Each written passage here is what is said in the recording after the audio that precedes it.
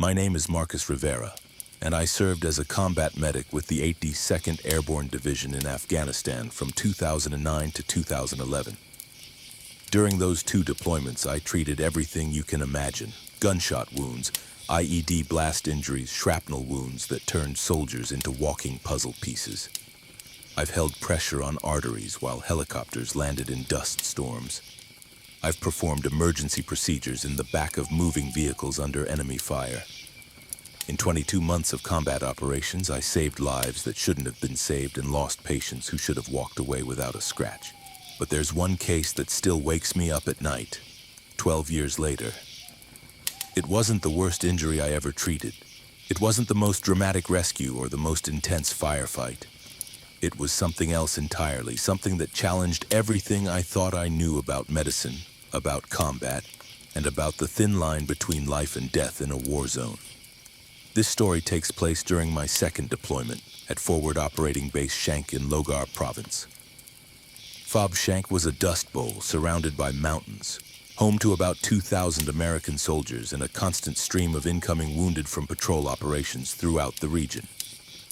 As a combat medic, I spent most of my time either out on patrol with infantry units or working in the aid station treating casualties from across the province. The medical facilities at FOB Shank were basic but functional. We had a small aid station with 4 beds, basic surgical equipment, and enough supplies to stabilize patients before medevac helicopters could transport them to larger facilities in Bagram or Kandahar. Our job wasn't to perform miracles. Our job was to keep people breathing long enough for the real doctors to work their magic. The patient I'm about to tell you about arrived on a Tuesday morning in March 2011. I remember the date exactly because it was my birthday, and I had been joking with the other medics about how I was spending my 24th birthday in the middle of nowhere, treating Afghan National Army soldiers who had stepped on improvised explosive devices.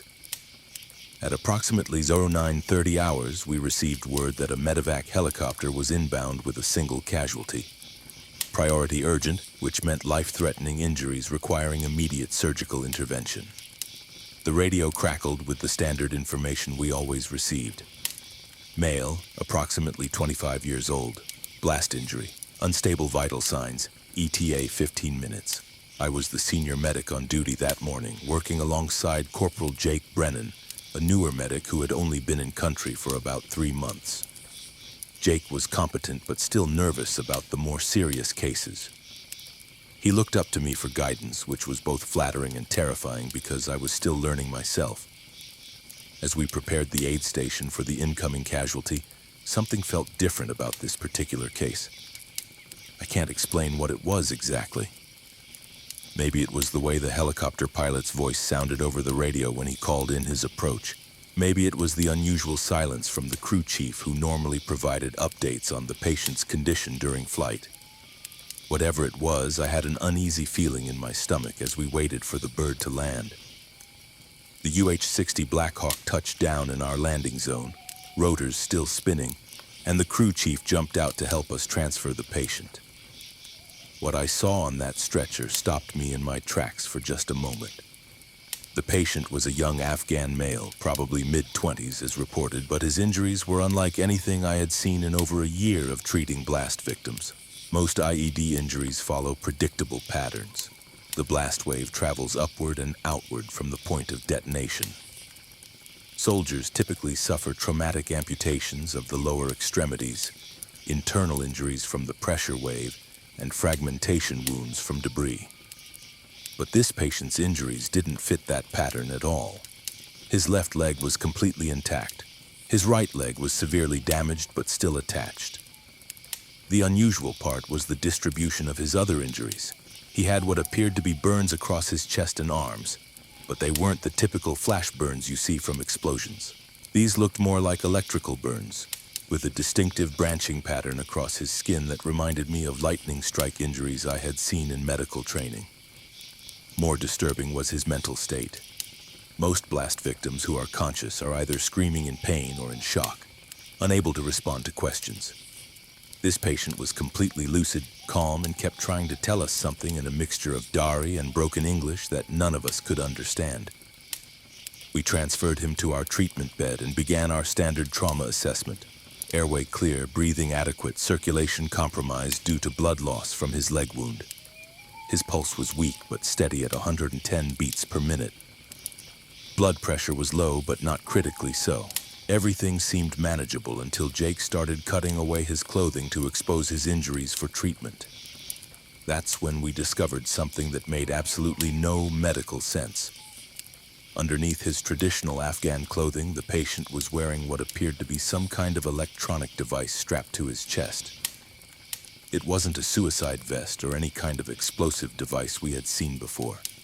It looked more like medical equipment with wires running to different parts of his body and a small display screen that was still functioning despite whatever had happened to him. Jake looked at me with wide eyes. "Marcus, what is that thing? Should we call EOD?" I stared at the device, trying to process what I was seeing. The explosive ordnance disposal team was responsible for handling any suspicious devices, but this didn't look dangerous. It looked like monitoring equipment similar to what we used in our own medical facilities, but more advanced than anything I had seen before. "Zulma," the patient noticed our attention on the device and became more agitated, speaking rapidly in Dari and pointing at the screen. The display showed what looked like vital signs: heart rate, blood pressure, oxygen saturation, even brainwave patterns. But the readings didn't match what our own equipment was telling us about his condition.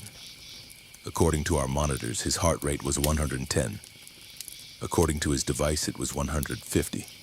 Our equipment showed his blood oxygen at 94%. His device showed 78%. Most disturbing of all, his device was showing brain activity patterns that suggested he was in some kind of altered state of consciousness, even though he was clearly alert and responsive. I made the decision to leave the device in place while we treated his other injuries. We established IV access, administered pain medication, and began working on his leg wound. The injury was severe but treatable. Significant tissue damage and bone fragmentation, but the major blood vessels were intact. With proper surgical intervention, he would likely keep the leg. But as we worked, the patient kept trying to communicate something urgent to us. He would point to the device, then to his head, then make gestures we couldn't interpret. His English vocabulary seemed limited to a few medical terms. "Help me. Machine broken. Cannot stop. Cannot stop what?" That's when I noticed something that made my blood run cold. The patient's injuries were healing. Not quickly, not dramatically, but faster than anything I had ever witnessed. Small cuts and abrasions that had been bleeding when he arrived were now closed. The electrical burn patterns on his chest were fading. Even his leg wound seemed to be showing signs of tissue regeneration that should have taken days or weeks, not minutes. Jake was focused on establishing a second IV line and hadn't noticed what I was seeing. I grabbed his arm and pointed to a small laceration on the patient's forehead that had been bleeding profusely when we started treatment. It was now completely healed, not even a scar remaining. Jake's hands stopped moving. His face went pale as he stared at what should have been impossible. "Marcus, that cut was deep enough to need stitches. Now it's like it was never there." The patient seemed to understand our confusion and became more agitated. He pointed to the device again and said something in Dari that sounded like a warning. Then he said in English, very clearly, "Machine keeps me alive. Machine makes me heal. But machine is damaged. Soon I will die and then I will not stay dead." The words hit me like a physical blow. I will not stay dead. What did that even mean? I looked at Jake, who was staring at the patient with a mixture of fascination and terror. Neither of us had any training for this situation. The Army had prepared us for combat injuries, mass casualty events, chemical attacks, even biological warfare. But they had never covered patients with mysterious healing devices who talked about dying and not staying dead. I tried to maintain my composure and focus on standard medical protocols. Whatever was happening here, my primary responsibility was still to keep this patient stable until we could get him to a higher level of care. But every medical instinct I had was screaming that something was fundamentally wrong with this entire situation. The device continued to emit soft, beeping sounds, and the screen displayed readings that made no sense according to our equipment. I decided to document everything I was seeing, knowing that whoever treated this patient next would need as much information as possible. I grabbed my field notebook and started writing down the device's readings, the patient's statements, and the apparent healing we had witnessed. That's when the patient grabbed my wrist with surprising strength. His eyes locked onto mine, and for a moment I saw something in them that I had never seen in any patient before. It wasn't fear or pain or confusion. It was knowledge. Deep, terrible knowledge about something I couldn't begin to understand. He spoke slowly, carefully choosing his English words. "American doctor, you must listen. The machine was built by your people, your government. They tested it on volunteers first, then on prisoners, then on people like me. People they could make disappear without questions." My hand stopped writing. What was he talking about? American government? Testing on prisoners? This sounded like the kind of conspiracy theories that circulated around every forward operating base, usually involving secret experiments or cover-ups that never had any basis in reality. But the device strapped to his chest was real. The impossible healing we had witnessed was real. And the fear in his voice when he talked about not staying dead was definitely real. Jake had been listening to this conversation, and I could see the conflict playing out on his face. As a soldier, we had been trained to be suspicious of enemy propaganda and false information, designed to undermine our mission. But as medics, we had also been trained to listen to our patients and take their concerns seriously, regardless of their nationality or circumstances. The patient continued speaking, his voice growing weaker despite the apparent healing taking place. 3 months ago, men in American uniforms came to my village. They said they needed volunteers for medical research. They offered money, more money than my family had ever seen. I volunteered because my wife was pregnant and we needed the money for a doctor. He paused, coughing up a small amount of blood that quickly stopped flowing as we watched. They took me to a facility north of Kabul, underground, many rooms, many patients like me. They attached this machine and said it would make me stronger, help me heal faster. For weeks it worked perfectly. Small cuts healed in hours, broken bones mended in days. I felt stronger than I had ever felt in my life. I never found out what happened to that patient. The device failed completely 20 minutes after he told me his story, and he died exactly as he had predicted, but he didn't stay dead. For 43 minutes I watched that man's body lie motionless on our treatment table before his eyes opened again, completely alert, completely aware. The look he gave me before the medevac team arrived will haunt me forever. It wasn't the look of someone grateful to be alive. It was the look of someone trapped in a nightmare they couldn't escape. I left the military 2 years later and never spoke about this case until now. Sometimes I wonder how many other patients like him are still out there, still healing, still dying, still coming back.